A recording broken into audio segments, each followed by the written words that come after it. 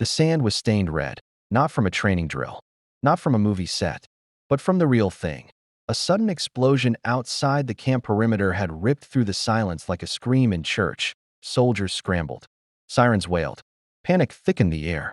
And somewhere near the south gate, someone was screaming for help.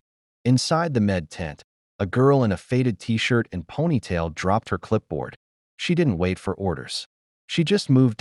No one stopped her, because nobody really noticed. Her. She wasn't one of them. Not in their eyes. They called her Tent Girl. Never by name.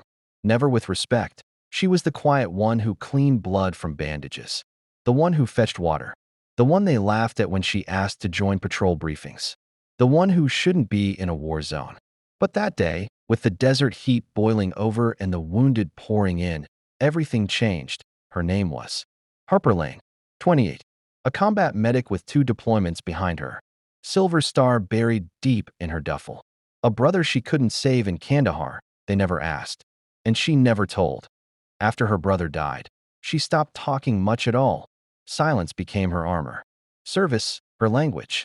And now, her moment had come. The call came in. 6 injured, 1 critical, pinned under twisted metal.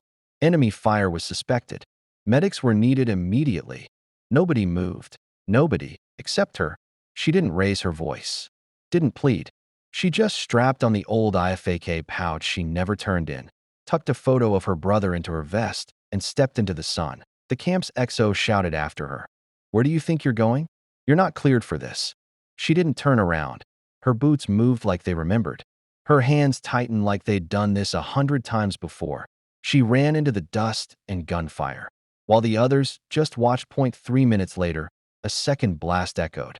Then silence. For a moment, the tent stayed still. No one knew what to say.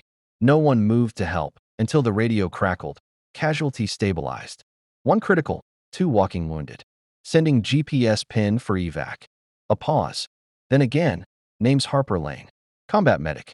Requesting immediate dust-off. The voice was calm, focused, unshaken. The same girl they'd ignored for months had just pulled 3 soldiers from an active kill zone. With her bare hands in a belt for a tourniquet, the lieutenant muttered, "She's not supposed to be out there." A sergeant beside him whispered, "Neither were the dead." Silence again.